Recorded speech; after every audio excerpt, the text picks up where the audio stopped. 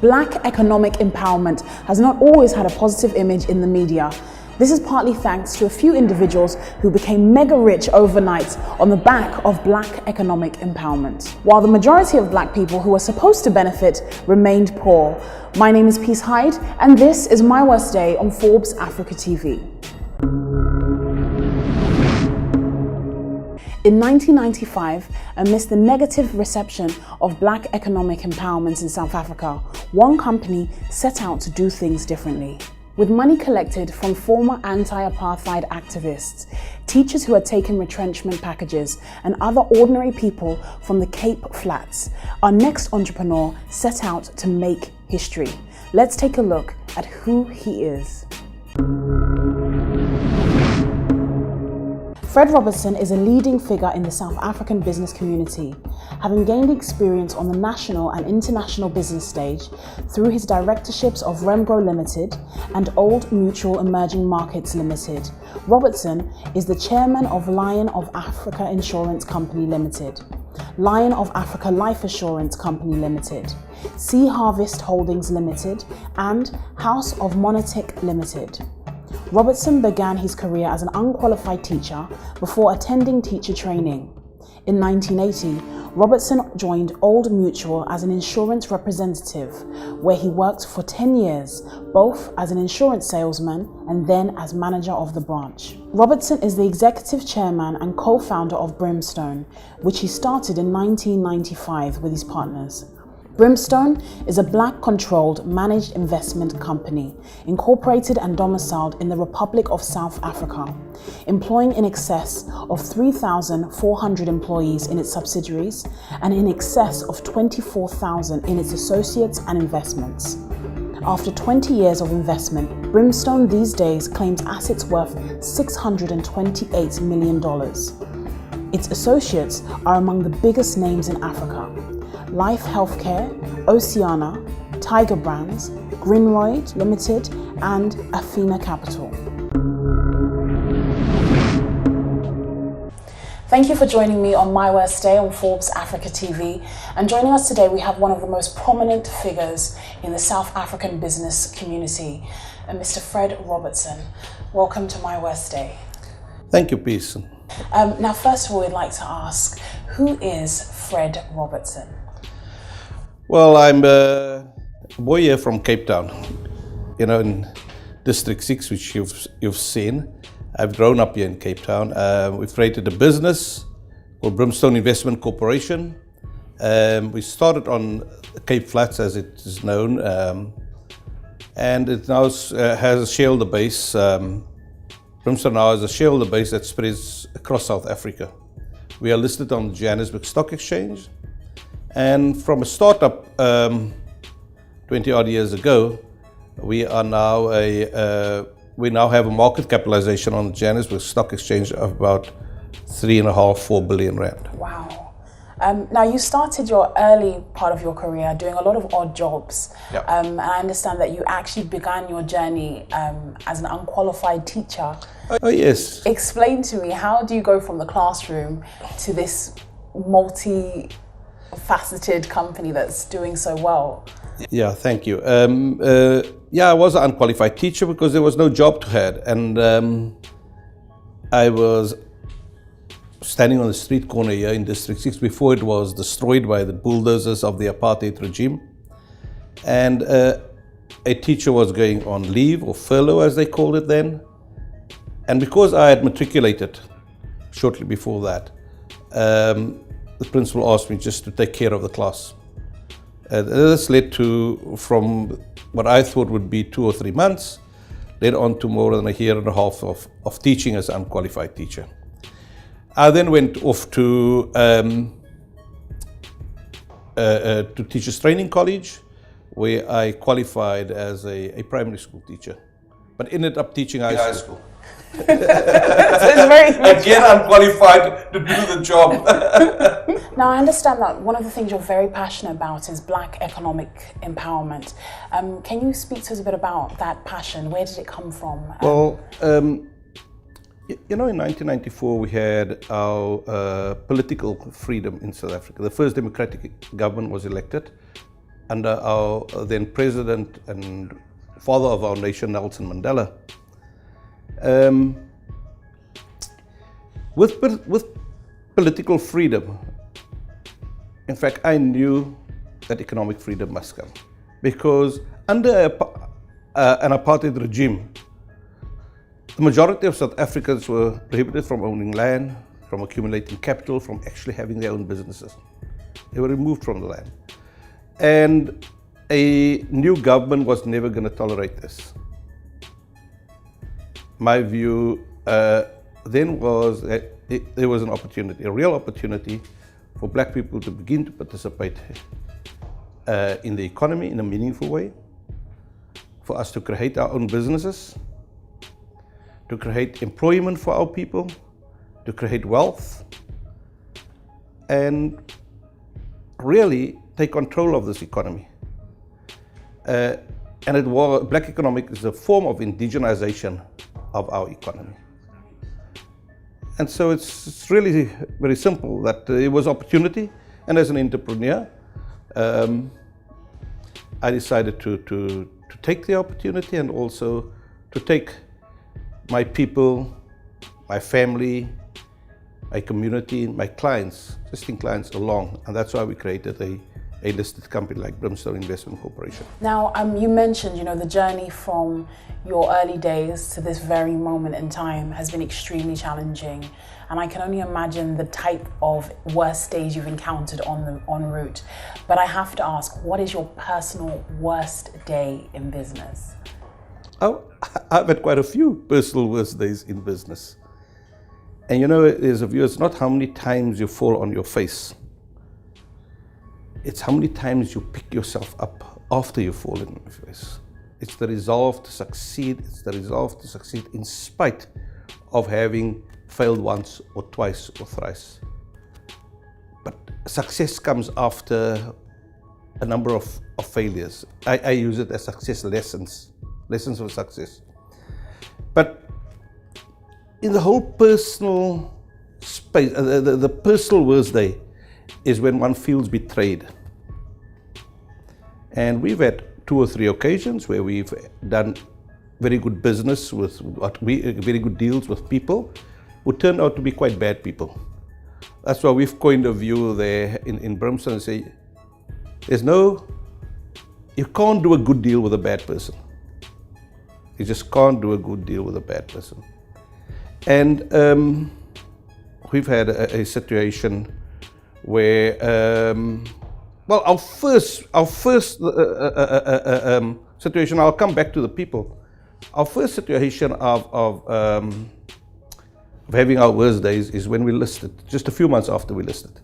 We listed on the 8th of the 7th, 1998. A few months after that, there was a crash on the IT bubble burst, and there was a global market crash. Our share price we had listed at 4 Rand. Our share price had gone up to about 6 or 7.50, and it came down right below 1 Rand. Now, we had shareholders who weren't as knowledgeable in the share market, and we had to go out and explain to them to just hold on to the shares, and we had to have the confidence firstly in ourselves, and also in understanding the market, and then having to explain to the shareholders that was at the same time we had to keep our hands steadily on the steering wheel of the steering wheel of the company.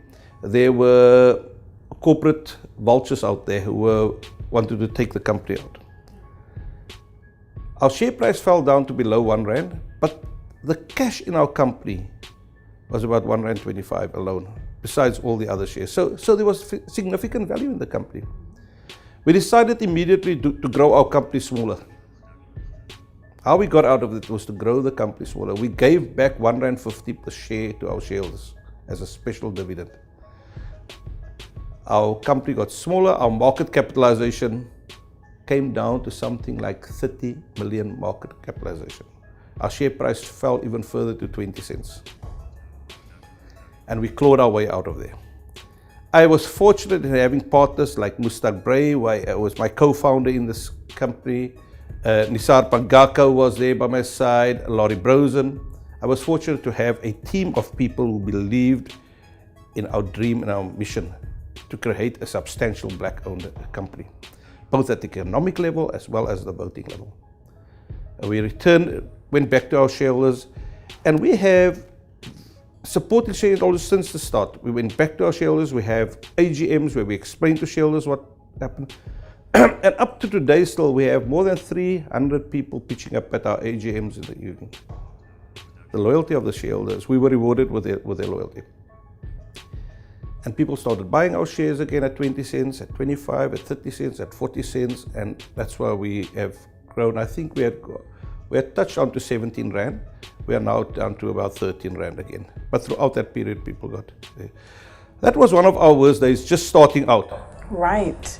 When you had been listed and then you saw the crash happen, what was going through your mind at that point? Did you ever think it could be the end? I mean, we were like kids in this very expensive vehicle at the traffic lights. And we had all these guys wanting to hijack our company. And these were white people trying to hijack, did a corporate raid on us. We were ruthless with the way we dealt with the matter, with our resolve, and how we kept the team together. So that was one of our first worst days. But we've also had other worst days. We bought a company where a person had it was a pharmaceutical company, where this person had a performance agreement in. So we paid, let's say we paid for the company, but he still had to perform on the profits. We then found out that there was quite a lot of illegal business happening in the company, and the company was raided. We didn't know about it. And we were completely fooled. Another hard lesson to learn.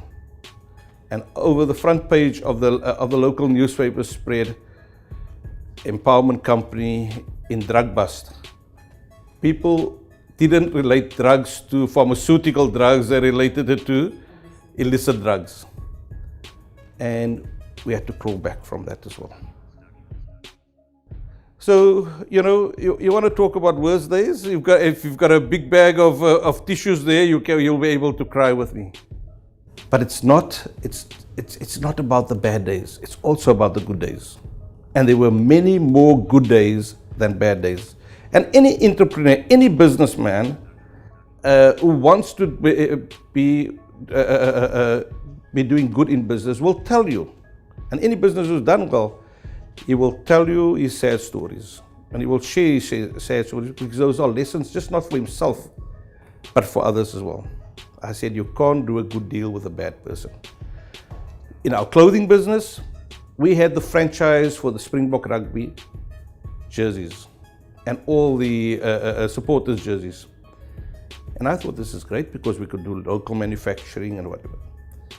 The person who was running the business, who was also a co-owner, felt that he had to import it from China because it's cheaper. We later found out that there was a big scam attached to that as well. We had to close the business down. We lost more than 100 million Rand. In that case, it destabilized our company, but even then we clawed back. Were there any points whenever you encountered these worst days that you thought you were just going to give up, or that maybe this is not for you? Oh yes, you do. You do feel that low points, You do feel that you seem to have lost confidence in people, in partners, and you really feel like just giving it all up. But then very quickly you realize that you have a responsibility to your shareholders. They are key. And if you go back to your shareholders and you explain what has happened, they will, in fact, respond positively. They will support you. But you've got to look the problem in the face. You've got to look at the face. You've got to recognize what your faults are. You've got to make sure that the lesson is bigger than the loss that you've had.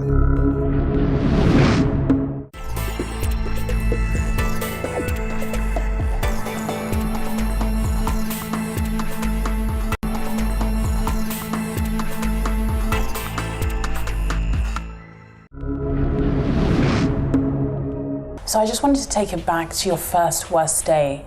At the point where your stocks crashed and you had a lot of people actually wanting to buy your company, what was the main reason why you didn't sell? A lot of people would actually sell at that point. Yes, you're so right. But you know, we could have made, my partner Mustak and I could have made a significant profit with it. But that wouldn't have been fair to our shareholders. We had taken as shareholders on a journey, and these were shareholders who were for the first time investing on the Johannesburg Stock Exchange. We had taken our shareholders on a journey, and we had given them an undertaking and a promise that we're going to build a company for the long term that will give them dividends over the period of their life and for as long as they have their shares. There's no short-term route to making a fortune. And our shareholders understood that as well. They could have been quick in and out. And then how would I, if I wanted to start a next business, how would I look at them in the face? The best was to explain to them what was happening, and it was an education for all of us. And so it's again, I come back to, it's not how many times you fail. And in business, most successful businesses are built on a lot of hardship and tears, and entrepreneurs who have fallen on their face a number of times. But it's how many times you pick yourself up after you have, and then to have the team around you to march on and journey forward. So those were, yeah, it's the resolve. I also believed very firmly that an overnight success is never overnight. You know, people talk about the 10,000 hours that you've got to put into it. So for us to have expected that we would be successful just overnight was foolish. And we had a bigger dream and vision to be a company that was significant on the exchange. Yes, we probably just over in market capitalization on the Johannesburg Stock Exchange. We're just in the top 150 or something like that, but it's still significant from where we've come from. And the other thing about our company is we believe in employing people, creating jobs, and that was also, it's an important part of Black economic empowerment, in creating wealth, jobs, creating entrepreneurs. These are all significant pillars of Black economic empowerment. It can't just be about Fred Robertson or one or two other single entrepreneurs. We've got to make sure of the economic benefit, that the economic benefit of Black economic empowerment cascade down into the poorest communities. I think when a lot of people hear your story, it almost shows that no matter what your background is, you can achieve it as long as you put the energy in. But there's a lot of young entrepreneurs that would want to ask you, if they had the honor of sitting where I am, what would you say are the main principles that a young person starting out in business would have to adopt to end up as successful as yourself? You know, as a youngster, I used to sell fruit and veg and newspapers and everything. I used to be an entrepreneur right from the go. The fact that I became a teacher was just a deviation, I think. But if a young person was to ask me about starting, I said, you've got to have a dream, you've got to believe in it, you've got to have the passion. You know, you've just got to be, and you've got to take your game out and play it under the lights. You can't keep it under a bushel. You know, your successes and your abilities, you can't hide it away. You've got to have the confidence to step out into the open. And then there's a few things, as I say, you can't do a good deal with a bad person. There's no right way of doing the wrong stuff. There's no right way of doing the wrong stuff. You've just got to, and you've got to keep focused, whether you're a broad investment company like ourselves, or whether you're narrowly focused on just one industry. And then hard work. It's never killed anybody. Just work hard, be passionate, and that belief in yourself. And if you have a worse day in your life, you just go and sleep and get up the next morning and have a great day. Because I can promise him, that entrepreneur one thing: he's going to have a few more worse days of his life. But it's how you deal with that worst day. And that's what it is. I can, as I say, if we had more time, I can tell you a lot more of our failures. But the failures are insignificant compared to the number of successes that we've had, and the number of smiles we've brought on people's faces, and the jobs that we've created, and the wealth that we've created, and the wealth that we've shared with our people. For myself, I work with a team of people, and it's just wonderful to be working in a team that's so dedicated, that's so passionate as I am, and for us to, myself and others, to provide opportunities for other young people to come through, whether it's in our company, whether it's in our, or all our companies that we have, and to help and show other people how there is a route to success, And so for myself, it's to do much more of the same and try and be more successful at what we've done. And for Brimstone, obviously, it's to build a bigger, better company, learn more, to go with our subsidiaries, be a transnational company. One of our companies called Oceana, a fishing group that we've invested in, have just bought a company in the US, in the fishing area as well. Another company, Sea Harvest, we're already exporting globally into Europe, but and into Australia. And we've just bought a company, a listed company in Australia, or invested in one. Our clothing company is opening retail stores across Group. Our investment in the medical, private health care has also gone in global.